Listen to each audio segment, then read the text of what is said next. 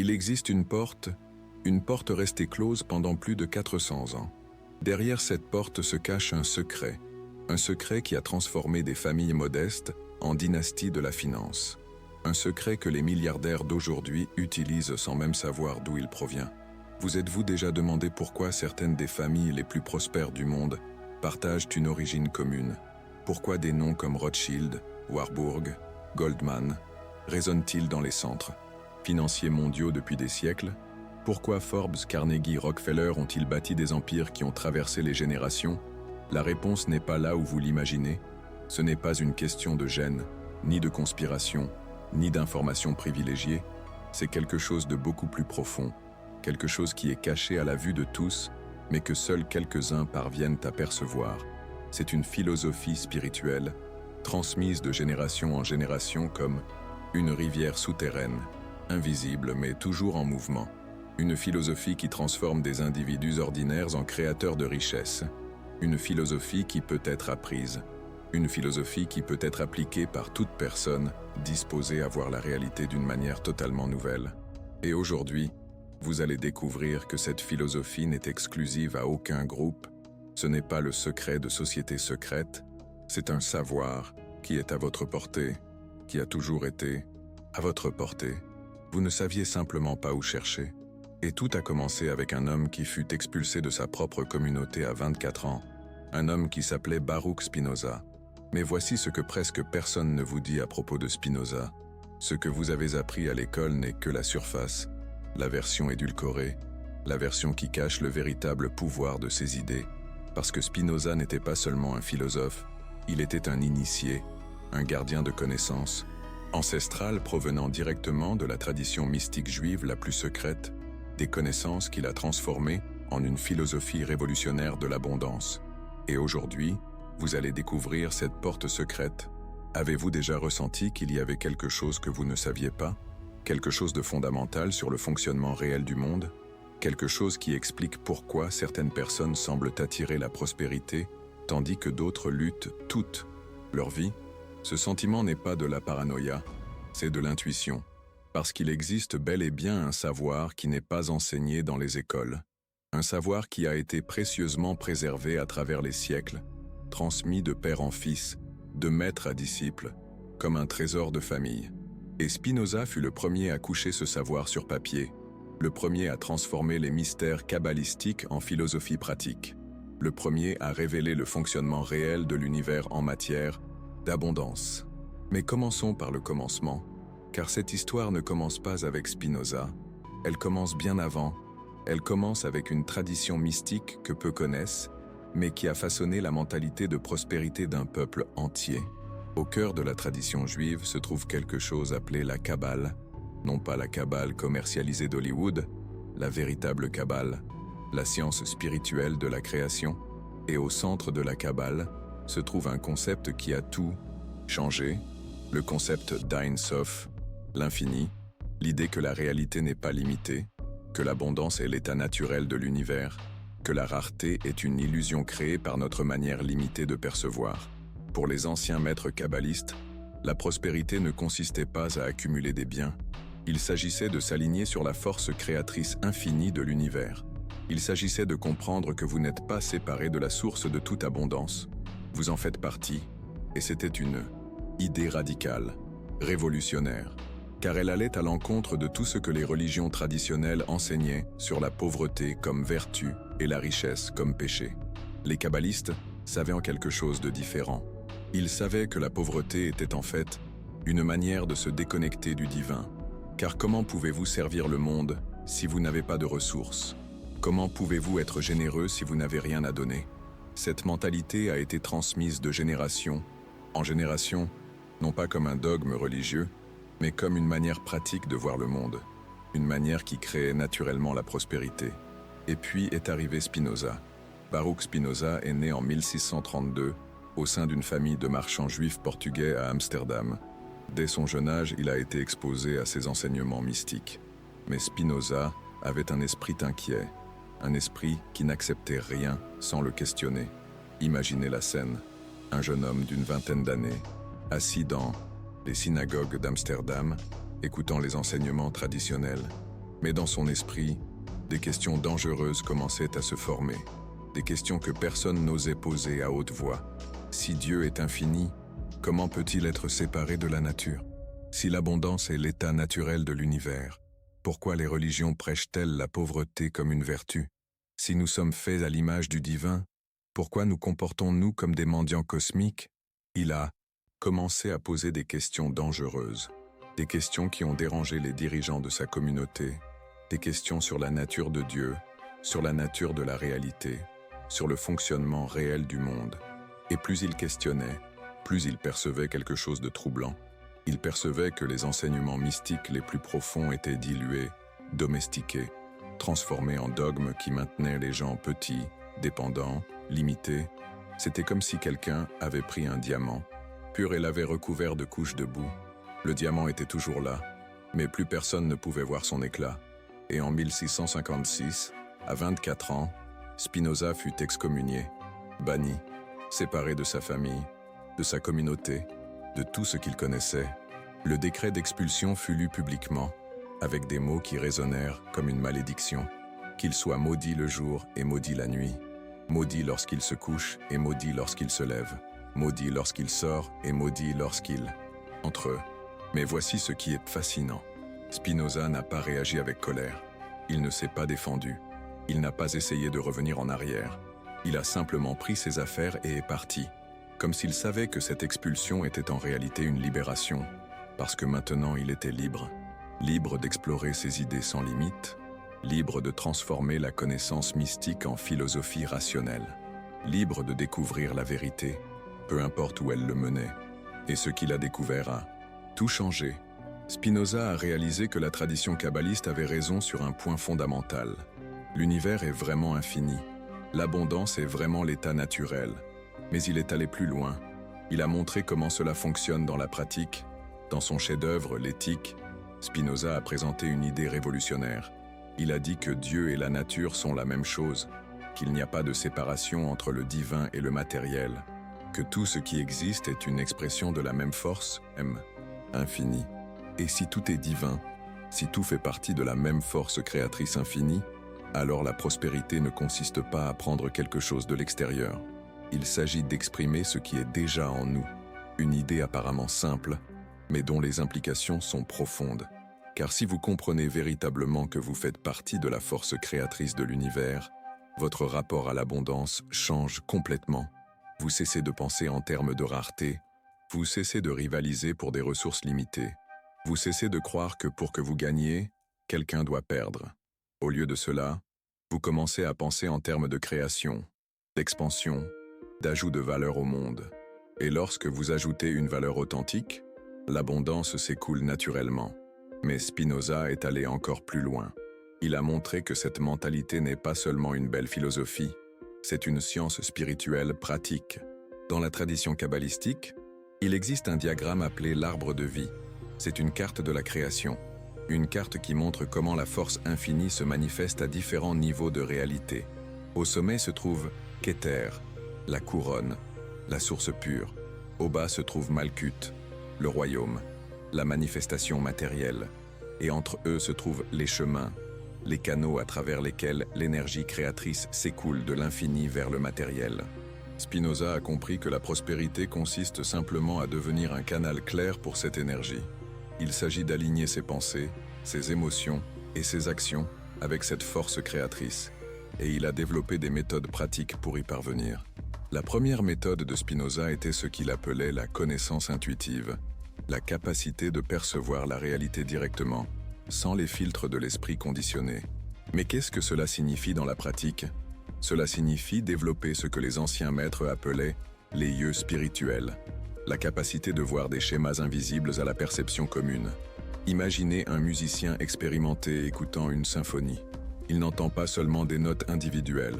Il perçoit l'harmonie complète, les relations entre les instruments, le mouvement de la composition dans son ensemble. De même, celui qui développe une connaissance intuitive ne voit pas seulement des événements isolés, il voit les connexions, il voit les tendances, il voit les opportunités qui émergent avant qu'elles ne deviennent évidentes. Parce que l'esprit conditionné est plein de croyances sur la rareté, des croyances sur le fait de ne pas le mériter, des croyances sur le fait que l'argent est sale ou que la spiritualité est incompatible avec la prospérité, des croyances qui ont été programmées dès l'enfance par la famille, l'école, la religion, les médias, et ces croyances fonctionnent comme des filtres. Elles déterminent ce que vous pouvez percevoir et ce qui reste invisible.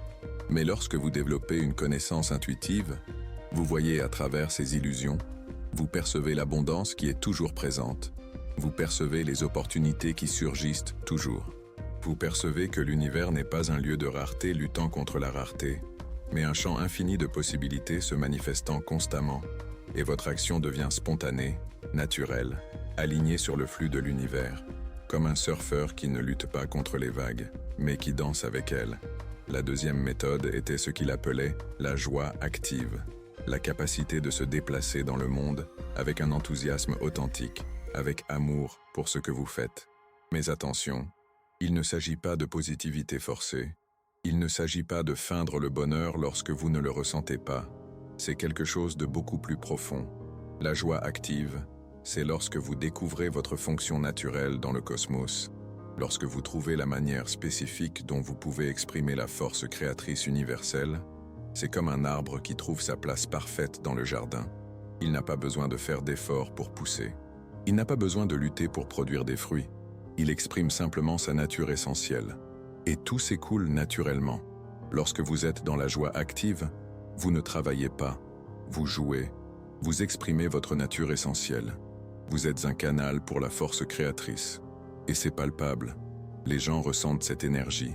Ils veulent être près de vous. Ils veulent faire des affaires avec vous. Ils veulent soutenir vos projets. Ils veulent faire partie de l'énergie que vous irradiez. Parce que la joie authentique est magnétique. Elle est contagieuse. C'est l'une des ressources les plus précieuses qui existent. Et lorsque vous l'exprimez à travers le travail que vous aimez, elle se transforme automatiquement en prospérité.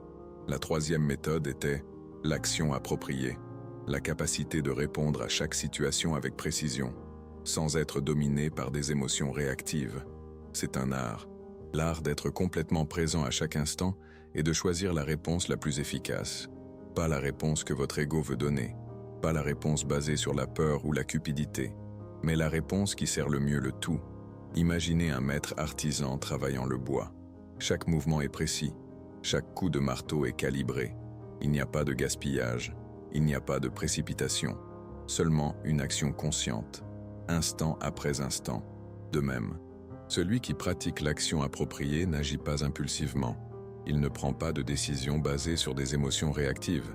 Il ne gaspille pas d'énergie dans des mouvements inutiles. Chaque action est soigneusement considérée. Chaque mot est choisi consciemment. Chaque mouvement est une expression de sagesse pratique, et cela s'accumule, car la prospérité ne concerne pas les grands gestes dramatiques, il s'agit de milliers de petites décisions justes, il s'agit d'être présent à chaque instant, et de choisir l'action qui sert le mieux le tout. Il s'agit de construire sa vie comme une œuvre d'art, brique après brique, choix après choix, moment après moment. Ces trois méthodes, connaissance intuitive, joie active et action appropriée, forment ce que Spinoza appelait la vie sage. Et la vie sage crée naturellement la prospérité. Mais voici ce qui est de fascinant. Spinoza n'a jamais enseigné ces méthodes directement. Il les a cachées dans sa philosophie, comme des graines plantées en terre fertile, attendant de germer, et elles ont germé, dans l'esprit de ses lecteurs, dans les familles qui ont préservé ses enseignements, dans les communautés qui ont compris la véritable valeur de ses idées. L'une de ces familles était les Rothschild, et c'est là que l'histoire devient encore plus fascinante. Mayer Amschel Rothschild, le fondateur de la dynastie, est né un siècle après la mort de Spinoza. Mais il a grandi dans un environnement où les idées de Spinoza circulaient librement, où la philosophie de l'abondance était devenue partie intégrante de la culture, où les principes mystiques avaient été transformés en sagesse pratique. Et Mayer Amschel a appliqué les principes de Spinoza sans même savoir qu'il le faisait. Mais il les a appliqués avec une précision qui a transformé sa famille de modestes commerçants en la famille bancaire la plus puissante de l'histoire. Premièrement, il a développé une connaissance intuitive des marchés financiers. Ce n'était pas de la magie. C'était une capacité entraînée à percevoir des schémas que les autres ne pouvaient pas voir, alors que d'autres banquiers ne voyaient que des chiffres et des transactions isolées. Mayer Amschel voyait les flux sous-jacents, les courants politiques qui affecteraient les monnaies, les tendances sociales qui créeraient de nouvelles demandes. Les bouleversements technologiques ouvriraient de nouveaux marchés. Spinoza, il percevait des opportunités que les autres laissaient passer, anticipant des crises que personne ne voyait venir, identifiant des investissements qui semblaient risqués aux yeux des autres, mais qu'il savait sûrs. Deuxièmement, il travaillait avec une joie active. Il ne voyait pas l'argent comme une fin en soi, mais comme un moyen de servir, un moyen de créer de l'ordre dans un monde chaotique, un moyen de faciliter le commerce et le développement. Cette perspective changeait tout, car lorsque vous considérez votre travail comme un service, vous attirez naturellement la confiance des gens. Ils sentent que vous êtes de leur côté et non pas simplement en train d'essayer de profiter d'eux. Et la confiance, dans le monde des affaires, est la ressource la plus précieuse qui existe, plus précieuse que le capital, plus précieuse que les compétences techniques, plus précieuse que les relations politiques. Troisièmement, il pratiquait une action adéquate. Chaque décision était soigneusement calibrée, chaque mouvement était précis. Il n'y avait aucun gaspillage d'énergie ou de ressources. Mais le plus important de tout, il a eu une vision géniale. Une vision qui illustre parfaitement ce que Spinoza voulait dire par vision infinie. Au lieu de maintenir toutes les ressources concentrées en un seul endroit, il a envoyé ses 5 fils dans 5 centres financiers différents: Londres, Paris, Vienne, Naples, Francfort, chacun établissant une base d'opérations indépendante, mais connectée aux autres. C'était une application pratique du principe kabbalistique de multiplicité dans l'unité. L'idée que vous pouvez être présent dans de multiples dimensions en même temps. Et cela a créé quelque chose qui n'avait jamais existé. Auparavant, un réseau financier qui transcendait les frontières nationales, qui pouvait déplacer le capital et l'information plus rapidement que n'importe quel gouvernement ou institution. Lorsqu'une guerre éclatait, il le savait avant les généraux eux-mêmes. Lorsqu'un pays était au bord de la faillite, il le percevait avant les ministres. Lorsqu'une nouvelle technologie allait révolutionner une industrie, ils investissaient avant la concurrence. Ce n'était pas du délit d'initié, c'était un savoir intuitif appliqué systématiquement. Mais voici ce qui est le plus intéressant. Mayer Amschel n'a pas gardé ses principes pour lui-même. Il les a transmis à ses fils, non pas comme des règles rigides, mais comme une manière naturelle de voir le monde. Il a enseigné que la richesse sans sagesse est dangereuse, que le pouvoir sans responsabilité est destructeur, que le succès individuel sans bénéfice collectif est insoutenable. Et cette mentalité s'est répandue à d'autres familles, à d'autres communautés, à toute une culture qui a commencé à fonctionner sur la base de ces principes invisibles, des principes qui ont créé non seulement la richesse individuelle, mais aussi la prospérité civilisationnelle, des principes qui ont financé la construction de chemins de fer, le développement de nouvelles technologies, l'expansion du commerce mondial. Et cela s'est répandu à d'autres familles, à d'autres communautés, à toute une culture qui a commencé à fonctionner sur la base de ces principes invisibles. Faites une pause, respirez profondément, car ce que vous découvrez ici va au-delà de l'histoire ou de la philosophie. Vous découvrez les fondements cachés du fonctionnement réel de la richesse. Et peut-être commencez-vous à percevoir quelque chose. Peut-être commencez-vous à voir que votre relation avec la prospérité n'a pas besoin d'être une lutte, elle n'a pas besoin d'être basée sur la peur ou la rareté. Il existe un autre chemin, un chemin qui a été parcouru pendant des siècles, mais qui est resté secret, un chemin qui est disponible pour vous maintenant. Mais d'abord, vous devez comprendre quelque chose de crucial. Vous devez comprendre pourquoi cette connaissance a été gardée secrète pendant si longtemps. Ce n'était pas par méchanceté, ce n'était pas pour exclure les gens, c'était par protection. Parce que lorsque vous comprenez vraiment ces principes, lorsque vous les appliquez vraiment, votre vie change radicalement, votre prospérité croît, votre influence s'étend. Et cela dérange les personnes qui profitent du système actuel, les personnes qui profitent de l'ignorance et de la rareté des autres. Donc, cette connaissance a été préservée avec soin, transmise seulement à ceux qui étaient prêts, à ceux qui l'utiliseraient avec sagesse. Et maintenant, pour la première fois en des siècles, elle est révélée ouvertement, parce que les temps ont changé, parce que l'humanité est prête pour une nouvelle relation avec l'abondance, une relation basée sur la création et non sur la compétition, sur la collaboration, et non sur la domination.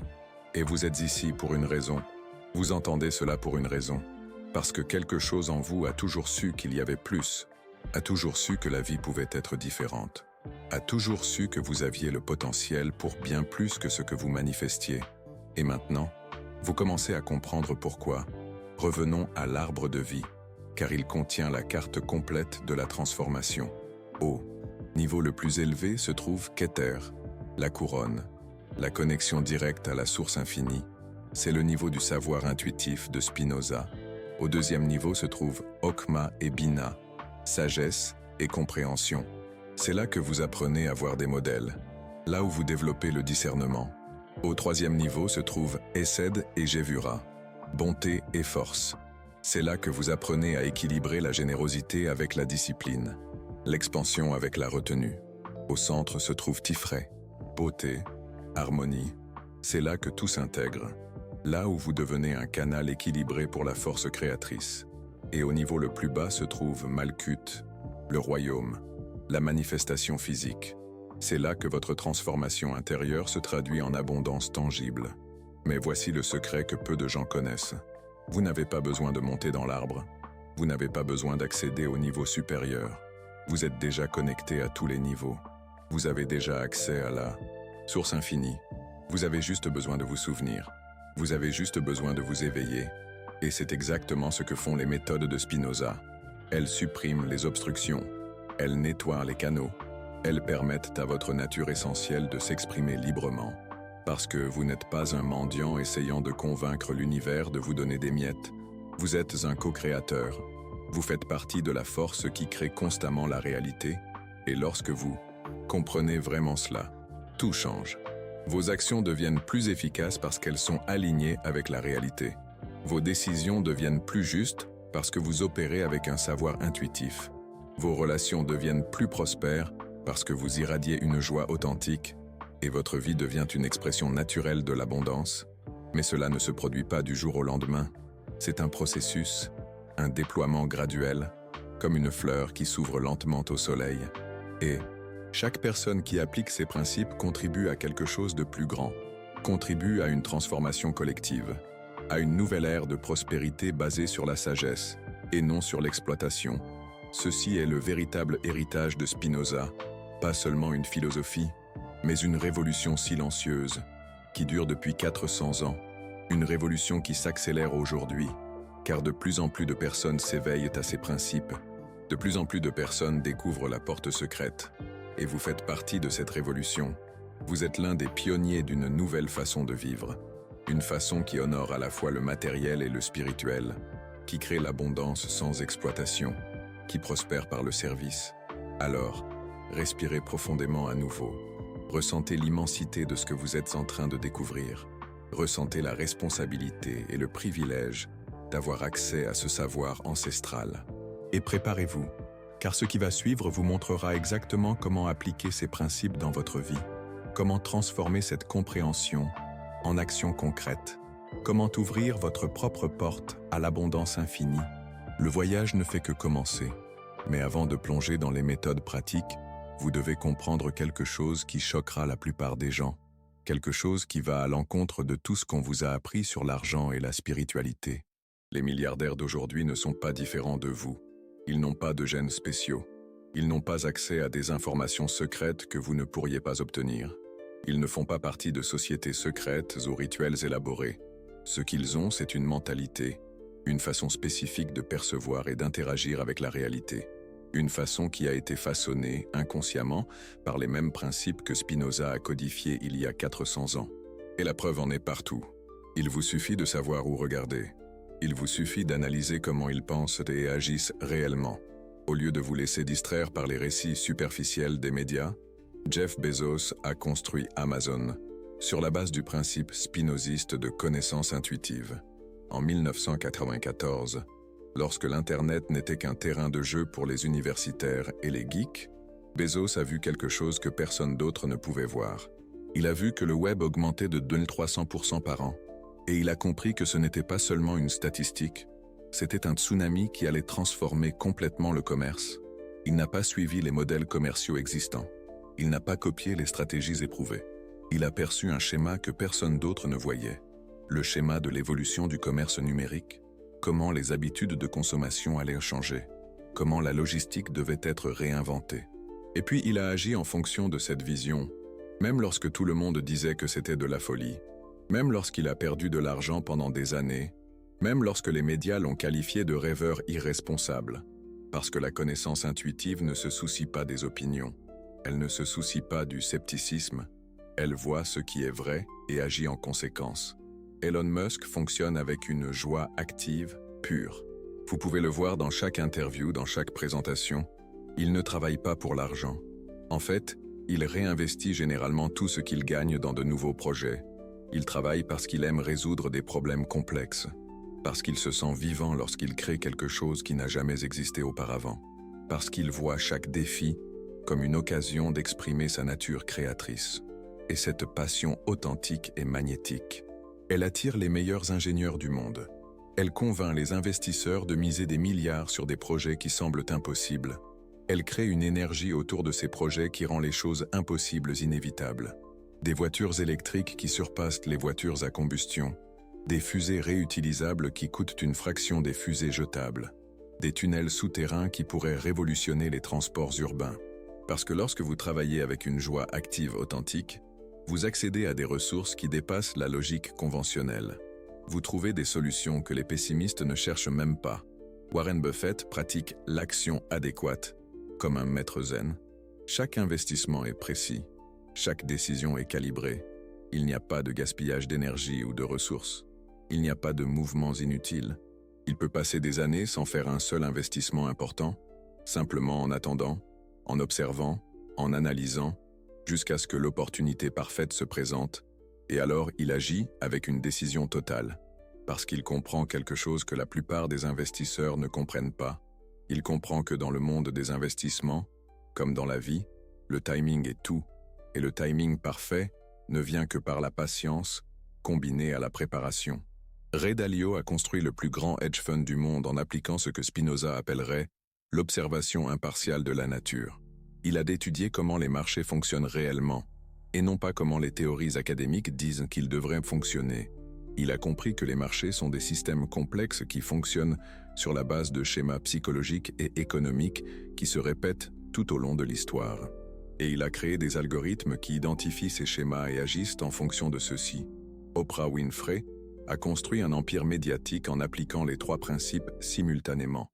La connaissance intuitive pour comprendre ce dont les gens ont vraiment besoin, la joie active pour se connecter authentiquement avec son public, l'action adéquate pour construire une entreprise durable.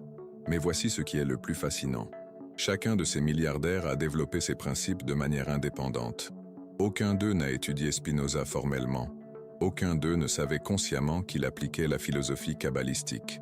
Ils ont simplement découvert, par essais et erreurs, par succès et échecs, par des décennies d'expérimentation, les mêmes vérités fondamentales que Spinoza avait codifiées des siècles auparavant. Et tous, sans exception, fonctionnent avec le postulat fondamental de Spinoza, le postulat que l'univers est abondant, qu'il y a toujours plus de valeur à créer, que la prospérité n'est pas un jeu à somme nulle où quelqu'un doit perdre pour que vous gagniez. Ils pensent en termes d'expansion, et non de compétition, en termes de création, et non de distribution, en termes d'ajout de valeur au monde, et non de prise de valeur déjà existante, et ce changement fondamental de perspective change tout. Car lorsque vous cessez de rivaliser pour des ressources limitées, et que vous commencez à créer de nouvelles ressources, vous sortez du jeu de la rareté et entrez dans le jeu de l'abondance. Mais ils ont appris cela par essais et erreurs, à travers des décennies de conditionnement, à travers des échecs et des réussites, à travers un processus long et souvent douloureux. Vous pouvez apprendre d'une manière plus directe, plus élégante, plus complète, plus consciente, parce que maintenant vous allez découvrir les 3 piliers pratiques de la philosophie de l'abondance de Spinoza. Les piliers qui ont soutenu la prospérité de familles entières pendant des siècles, les piliers que vous pouvez commencer à appliquer dès aujourd'hui. Parce que maintenant vous allez découvrir les 3 piliers pratiques de la philosophie de l'abondance de Spinoza. Les piliers qui ont soutenu la prospérité de familles entières pendant des siècles. Le premier pilier est ce que j'appelle la vision infinie. La capacité de voir des possibilités là où d'autres voient des limites, de percevoir des opportunités là où d'autres voient des obstacles, de voir l'abondance où d'autres ne voient que la pénurie. Ce n'est pas un optimisme naïf, ce n'est pas une pensée positive forcée, ce n'est pas une négation de la réalité, c'est une aptitude particulière. Une manière entraînée de percevoir le réel, accessible à quiconque est disposé à la développer. Dans la tradition kabbalistique, il existe un concept appelé Yesh Me'ayin, quelque chose à partir du néant, l'idée que la réalité est constamment créée à partir du vide infini, que chaque instant, de nouvelles possibilités émergent du champ quantique de pur potentiel. Ce n'est pas une philosophie abstraite, c'est de la physique moderne. Nous savons aujourd'hui que ce que nous appelons le vide est en réalité plein d'énergie potentielle, que les particules apparaissent et disparaissent constamment, que la réalité est bien plus fluide et créative que notre perception commune ne le suggère, et cela signifie qu'à chaque instant, de nouvelles possibilités émergent, de nouvelles opportunités se manifestent, de nouveaux chemins s'ouvrent, de nouvelles ressources deviennent disponibles. Mais la plupart des gens ne le voient pas, car ils regardent la réalité à travers des filtres de pénurie, des filtres programmés par l'éducation, les médias, la culture elle-même, l'histoire familiale, les expériences passées d'échecs et de limitations. Ces filtres vous font voir seulement ce qui existe déjà, seulement les ressources visibles, seulement les opportunités évidentes, seulement les chemins déjà empruntés par d'autres. C'est comme porter des lunettes noires par une journée ensoleillée. Vous pouvez encore voir, mais vous perdez une grande partie de la lumière disponible. Vous perdez une grande partie de la beauté et des possibilités autour de vous. Mais celui qui possède la vision infinie voit ce qui est en train d'émerger. Il voit le potentiel non manifesté. Il voit l'abondance toujours présente, mais encore inexprimée. Il voit les connexions qui ne sont pas évidentes. Il voit les tendances avant qu'elles ne deviennent manifestes. Et lorsque vous voyez ces possibilités, vous pouvez agir. Vous pouvez vous positionner par anticipation. Vous pouvez créer des solutions avant que les problèmes ne deviennent critiques. Vous pouvez offrir de la valeur avant que la demande ne devienne désespérée. Vous pouvez surfer sur les vagues du changement au lieu d'être écrasé par elles. Le deuxième pilier est l'énergie créatrice. La capacité d'ajouter une valeur authentique au monde à travers votre expression unique, à travers votre perspective particulière, à travers votre combinaison spécifique de talents, d'expérience et d'intuition, car voici quelque chose que vous devez comprendre profondément.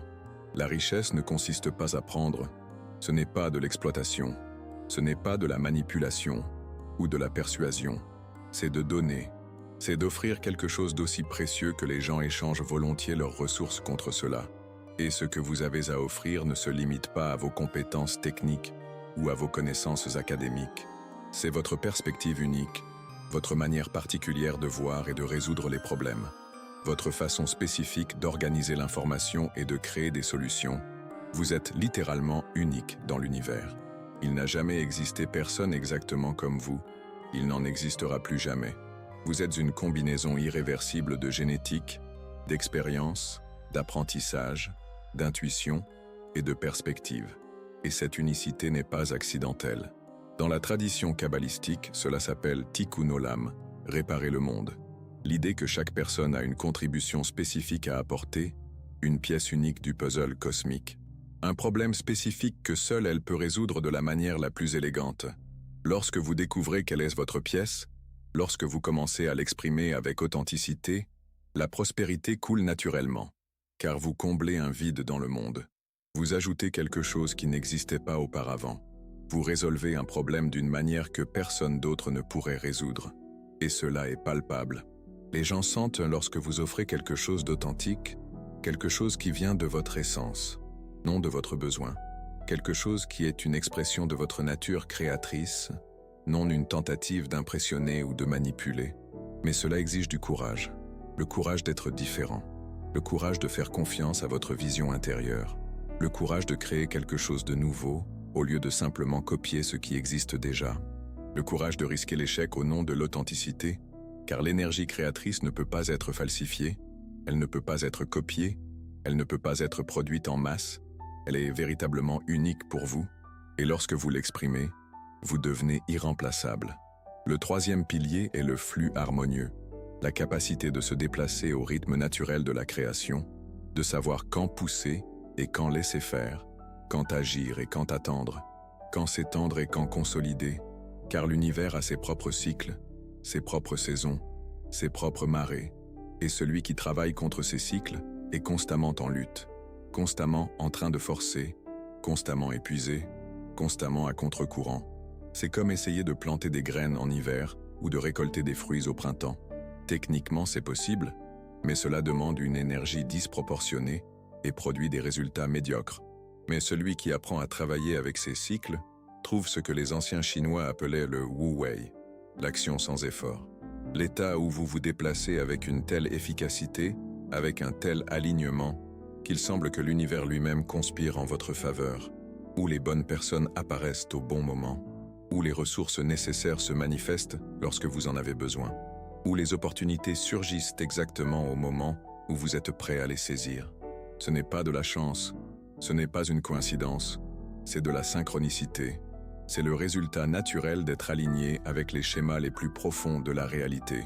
Spinoza a compris cela profondément.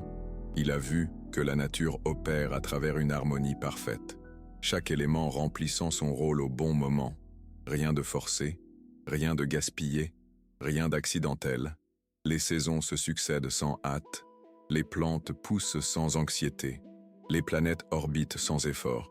Tout est en mouvement constant, mais un mouvement efficace, un mouvement harmonieux, un mouvement qui sert le tout, et lorsque vous apprenez à fonctionner de la même manière, votre vie devient extraordinairement efficace.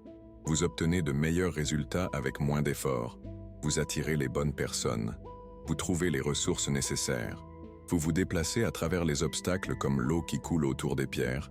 Mais comment développer ces trois piliers dans la pratique? Comment transformer cette connaissance théorique en habileté vécue? Comment passer de la compréhension intellectuelle à l'application transformatrice? Commençons par la vision infinie, et voici quelque chose d'important. Ce n'est pas une capacité mystique réservée à des personnes spéciales. C'est une capacité naturelle que tout le monde possède, mais qui a été endormie par le conditionnement social. Le premier exercice est ce que j'appelle la méditation des possibilités. Chaque jour, pendant 15 minutes, asseyez-vous en silence et posez-vous la question: quelles nouvelles possibilités émergent dans ma vie? Mais il existe une technique spécifique pour le faire efficacement. D'abord, détendez-vous complètement.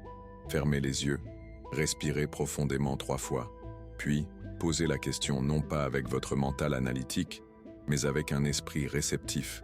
C'est comme la différence entre essayer d'écouter de la musique avec la radio à plein volume et régler la radio sur la bonne fréquence pour simplement laisser la musique vous parvenir. Ne forcez pas les réponses, n'essayez pas d'être créatif, ne laissez pas votre mental rationnel interférer avec des analyses et des jugements. Laissez simplement votre intuition vous montrer ce qui est disponible. Au début, vous ne verrez peut-être pas grand-chose, peut-être seulement quelques idées vagues, peut-être des images confuses, peut-être des sensations sans forme définie. C'est parfaitement normal. Votre perception est en train d'être rééduquée. Vous êtes en train de nettoyer les filtres de pénurie accumulés au fil des années, mais continuez à pratiquer, continuez à poser la question, et progressivement, vous commencerez à percevoir des opportunités qui étaient toujours là, mais que vous ne pouviez pas voir. Vous commencerez à sentir les tendances avant qu'elles ne deviennent évidentes. Vous commencerez à anticiper les changements avant qu'ils n'affectent tout le monde. Le deuxième exercice est l'analyse des schémas profonds. Choisissez un domaine de votre vie où vous souhaitez plus d'abondance. Cela peut être votre carrière, vos relations, votre santé, votre créativité, n'importe quoi.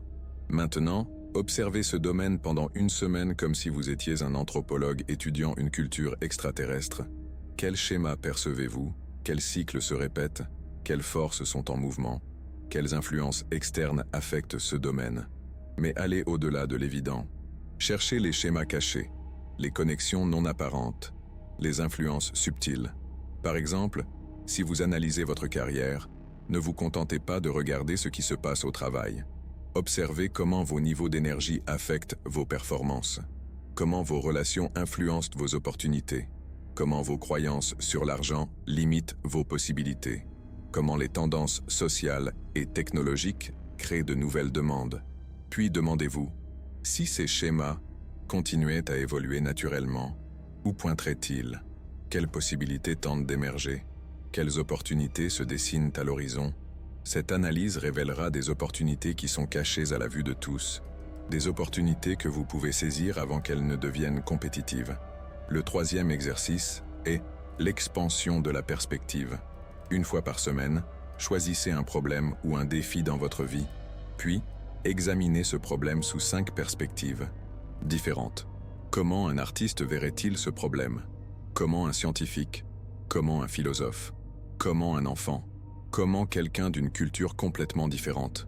Chaque perspective révélera des aspects du problème qui étaient invisibles auparavant, et avec ces nouveaux aspects, de nouvelles possibilités de solutions émergent. Pour développer l'énergie créative, vous devez d'abord découvrir quelle est votre contribution unique. Et voici une méthode directe qui fonctionne. Complétez cette phrase. Le monde serait un meilleur endroit si plus de gens comprenaient. La première réponse qui vous vient à l'esprit, notez-la. Ne la modifiez pas. Ne la jugez pas. Ne vous inquiétez pas si elle semble évidente ou simple. Notez-la exactement telle qu'elle est venue.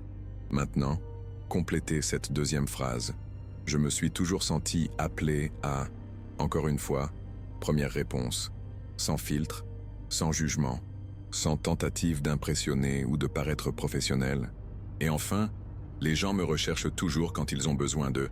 Lorsque vous rassemblerez ces 3 réponses, vous commencerez à voir les contours de votre contribution unique, de votre façon spécifique d'ajouter de la valeur au monde, de votre super pouvoir naturel. Mais découvrir ne suffit pas.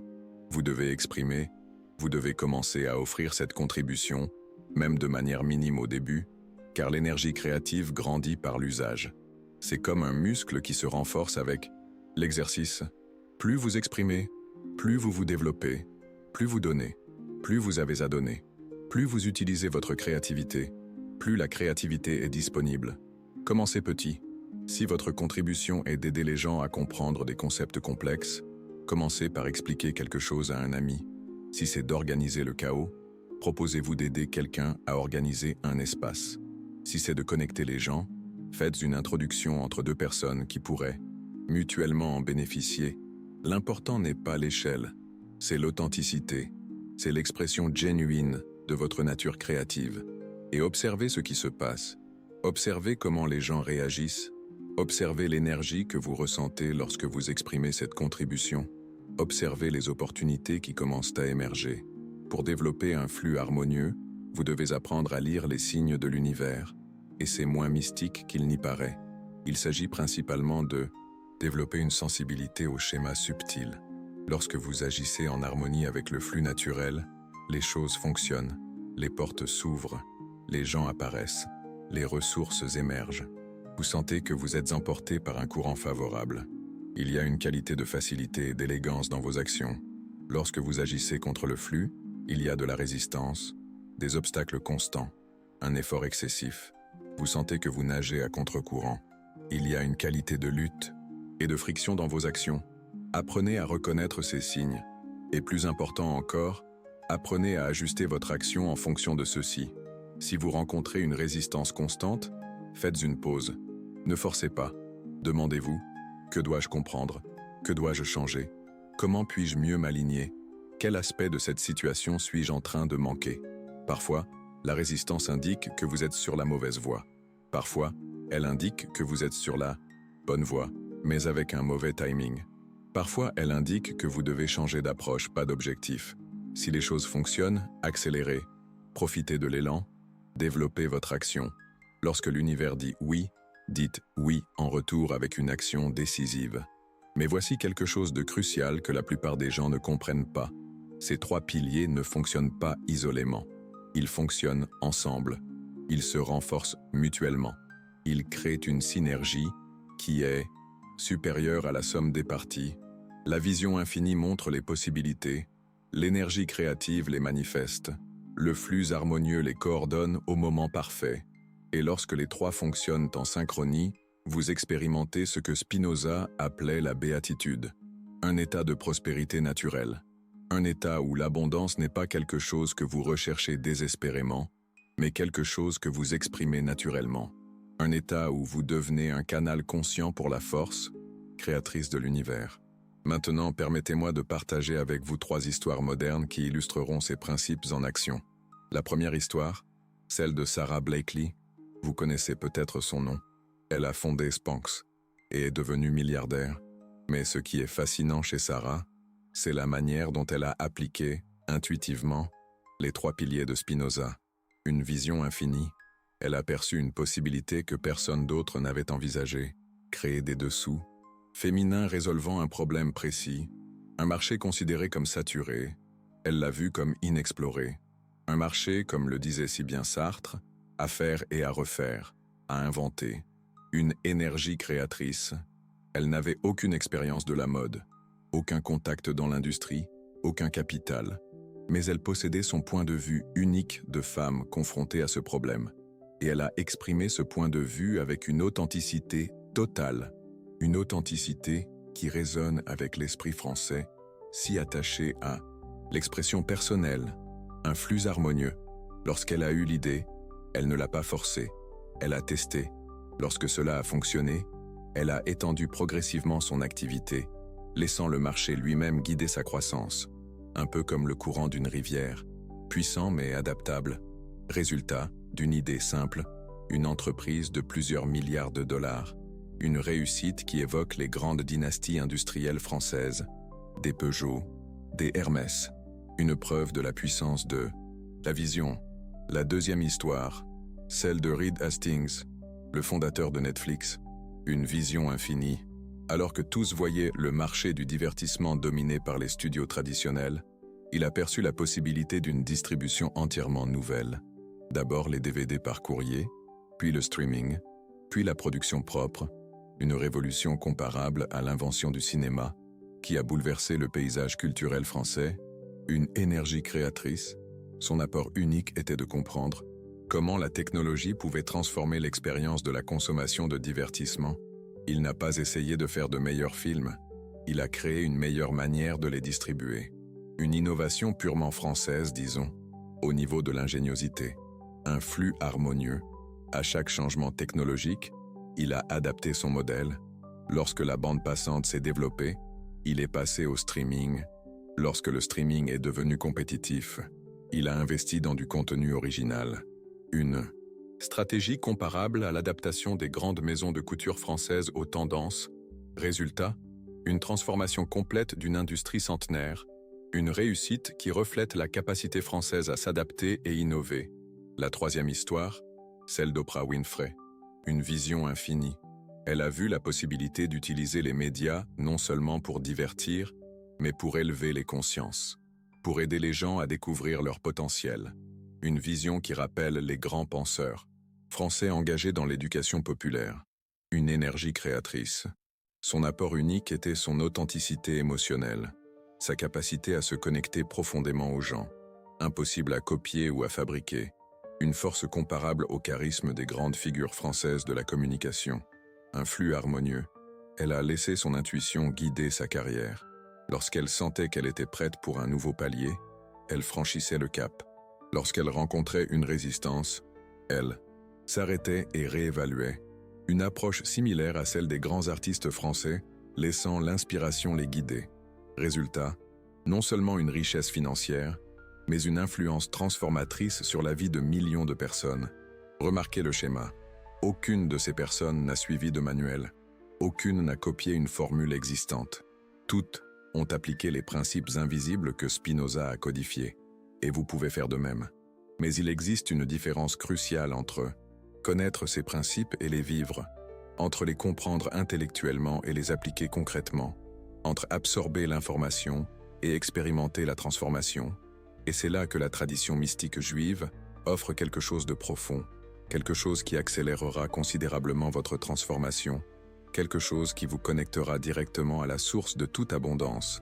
Dans la Kabbale, il existe un concept appelé Kavana, intention sacrée, l'idée que lorsque vous alignez votre intention sur le but universel, vous devenez un canal pour des forces bien plus grandes que vous. Ce n'est pas de la religion au sens conventionnel, pas de dogme ou de rituel. C'est de la technologie spirituelle, une manière précise de travailler avec la mécanique la plus profonde de la création. Une méthode pour synchroniser votre volonté personnelle avec la volonté universelle. Et cela fonctionne ainsi. Avant toute action importante, Vous vous connectez à l'intention de servir, quelque chose de plus grand que vos intérêts personnels immédiats. Vous vous demandez, comment puis-je utiliser cette situation pour ajouter plus de valeur au monde? Comment puis-je servir le bien supérieur par cette action? Cette simple question change tout, car elle aligne votre énergie personnelle avec l'énergie universelle. Et lorsque ces énergies sont alignées, vous avez accès à des ressources infinies, des ressources d'intuition qui dépassent la logique, des ressources de créativité, qui transcendent votre expérience personnelle, des ressources de synchronicité qui vous connectent aux bonnes personnes et aux bonnes opportunités au bon moment, parce que l'univers veut s'étendre, évoluer, créer plus de beauté, plus de valeur, plus d'harmonie, plus de conscience, plus d'amour. Et lorsque vous devenez un agent conscient de cette expansion, lorsque vous alignez votre volonté avec cette force évolutive, vous devenez un partenaire de la création même. Vous ne demandez plus de faveur à l'univers. Vous n'essayez plus de manipuler les circonstances pour votre bénéfice personnel. Vous collaborez avec la force même qui crée constamment la réalité. C'est la véritable source de la richesse des familles qui ont appliqué ces principes pendant des générations. Ce n'était pas seulement une question de techniques ou de stratégie. Ce n'était pas seulement une question de connaissances ou de compétences. C'était une question d'alignement, devenir un canal pour quelque chose d'infiniment plus grand, servir l'évolution de la conscience par la manifestation de la prospérité. Et maintenant, vous savez comment faire de même.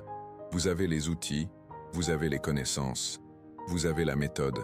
Mais permettez-moi de partager une dernière révélation, quelque chose qui connectera tous les points, quelque chose qui montrera pourquoi cette conversation a lieu exactement maintenant, à ce moment de l'histoire. Vous vous souvenez de la porte dont j'ai parlé au début? La porte restée fermée pendant 400 ans? Cette porte n'est pas à l'extérieur. Elle n'est pas dans un endroit physique que vous devez trouver. Elle n'est pas gardée par des sociétés secrètes ou des maîtres occultes. Cette porte est en vous. Elle l'a toujours été. C'est la porte entre votre esprit conditionné et votre nature essentielle, entre votre identité limitée et votre véritable capacité, entre votre moi actuel, façonné par des années de programmation sociale, et votre moi abondant, qui est votre héritage cosmique naturel. Et la clé de cette porte n'est pas compliquée. Elle ne nécessite pas des années d'études de textes anciens ou des pratiques élaborées dans des monastères reculés.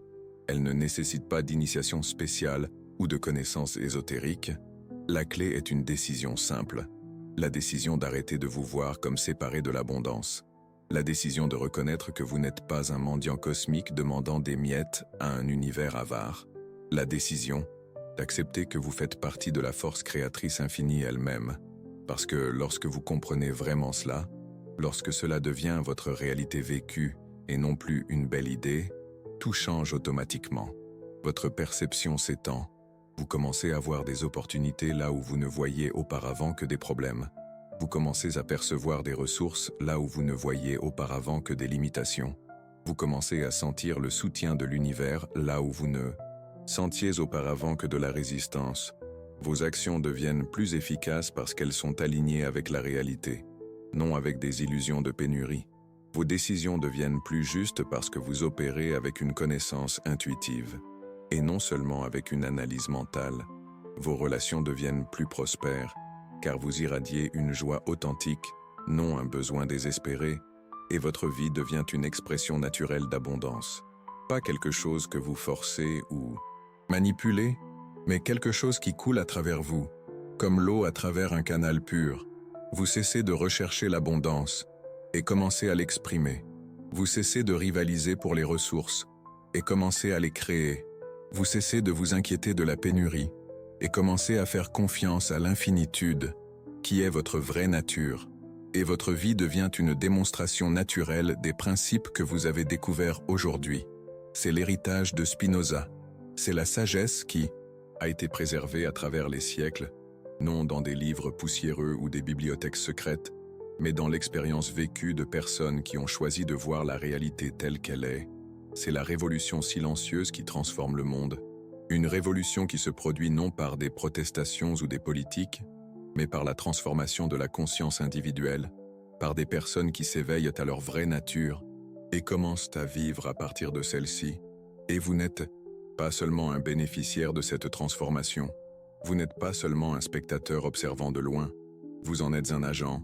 Vous en faites partie. Vous êtes essentiel à cette transformation. Parce que chaque personne qui s'éveille à ces principes contribue à l'éveil collectif. Chaque personne qui vit avec une abondance consciente rend plus facile aux autres de faire de même. Chaque personne qui devient un canal pour la force créatrice ajoute à la transformation planétaire qui est en cours. Vous faites partie d'une lignée qui inclut Spinoza, les anciens maîtres kabbalistes, les familles qui ont préservé cette sagesse, et tous les individus tout au long de l'histoire qui ont choisi de voir au-delà des illusions de la pénurie. Une lignée de personnes qui ont choisi de voir la réalité comme un champ infini de possibilités, et non comme un jeu à somme nulle où les ressources sont limitées. Une lignée de personnes qui ont choisi de vivre comme des expressions de la force créatrice infinie, et non comme des victimes de circonstances indépendantes de leur volonté. Et cette lignée a besoin de vous. Elle a besoin de votre perspective unique. Elle a besoin de votre contribution spécifique. Elle a besoin de votre expression particulière de la sagesse universelle. Parce que la transformation qui se produit dans le monde n'est pas automatique. Elle ne va pas se produire toute seule. Elle dépend de personnes conscientes, des personnes qui ont compris les principes et qui ont choisi de les appliquer. Des personnes qui ont décidé d'être des canaux d'abondance au lieu d'être des victimes de la pénurie. Des personnes comme vous. Alors, pendant que vous assimilez tout ce que vous avez découvert aujourd'hui, pendant que vous sentez l'immensité de ce qui s'ouvre dans votre vie, souvenez-vous d'une chose fondamentale. Ce n'est pas seulement de l'information à archiver dans votre esprit. Ce n'est pas seulement une conversation intéressante pour impressionner vos amis. Ce n'est pas seulement un autre concept à ajouter à votre collection de connaissances.